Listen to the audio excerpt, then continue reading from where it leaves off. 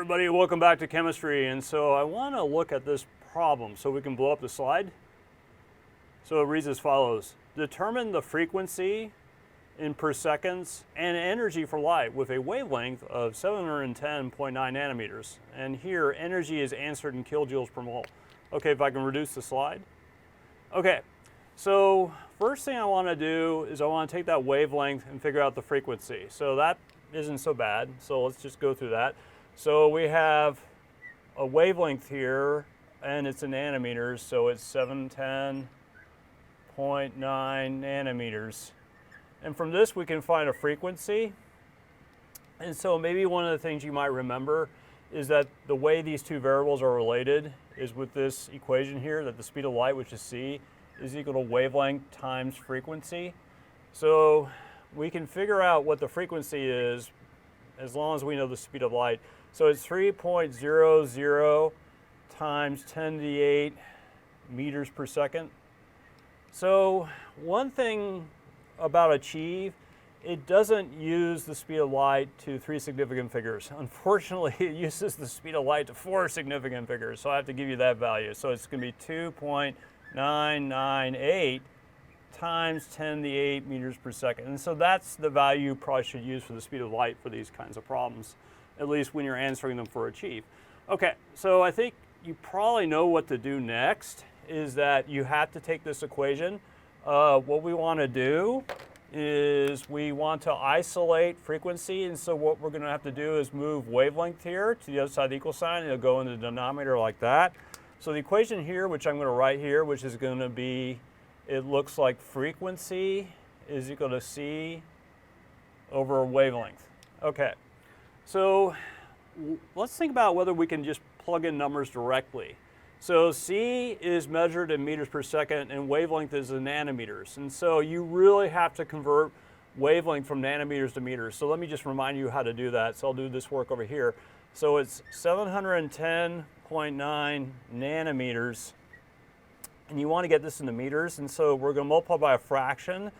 And so in the denominator will be 1 nanometer. And then you may recall that a nanometer is a billionth of a meter. So it's like 1 times 10 to the negative 9 meters. And so when you multiply those two numbers together, you should get 710.9 times 10 to the negative 9 meters. Okay, so at this point, you can plug in numbers to solve for frequency. And so what you want to do is you put in this speed of light, which is 2.998 times 10 to the 8 meters per second. And then you divide it here by 710.9 times 10 to the negative 9 meters. And so when you do the math on my calculator, 4.217189 times 10 to the 14, I'm hoping you can sort of see the units are per second, like that. However, because this number here is in 4 significant figures, and the speed of light they want you to use is in 4 significant figures, we're going to round this to 4 sig figs. So it should be 4.217 times 10 to the 14 per second, which is the same thing as saying 4.217 times 10 to the 14 second to the minus 1. Okay, so that will be the frequency. But the next thing we have to do is we have to find the energy of this photon, not so much in joules, we have to find it in kilojoules per mole. So I need to talk a little bit about how to do that. So maybe one of the things you might have remembered is that the energy of a photon is equal to Planck's constant times the frequency of a single photon. So here we have the frequency of a single photon. We multiply that by Planck's constant, we get the energy of 1 photon. But keep in mind, that won't be our answer. We have to get that into kilojoules per mole photons. So let's go through that process. But first, let's figure out what the energy of 1 photon is. And so all you do is you take Planck's constant and you multiply it by the frequency of a photon, which is I worked it out to be 4.217 7 times 10 to the 14 per second. And so what I got earlier is 2.794 times 10 to the negative 19 joules. Okay, so does this value make sense? In my opinion, yes. When you have a photon which is in the visible wavelength range, which runs from 400 to 750 nanometers, you might expect joules to be times 10 to the negative 19, so that all makes sense.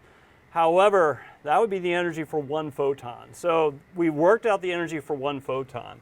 So we can write here 2.794 times 10 to the negative 19 joules. And again, this is energy for one photon. So you can think of this chunk of energy per photon. So here's the fraction for per, and then one photon.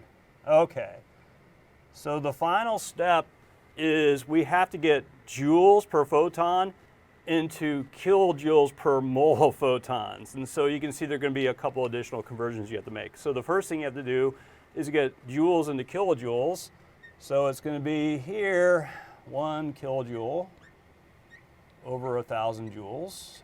Okay, so let's see where we're at right now. So what we're at right now is the joules cancels out, and we're now at kilojoules per single photon. But again, we want kilojoules per mole photons, okay? So here's where you need Avogadro's number. And so you may recall that 1 mole of photons is equal to 6.022 times 10 to the 23 photons. And so what I'm hoping you could do is you could set up two fractions that may be useful to solve the problem. And so the one that I want is going to have number of photons in the numerator and moles photons in the denominator. So I'm going to write here 6.022 times 10 to the 23 photons over 1 mole photons.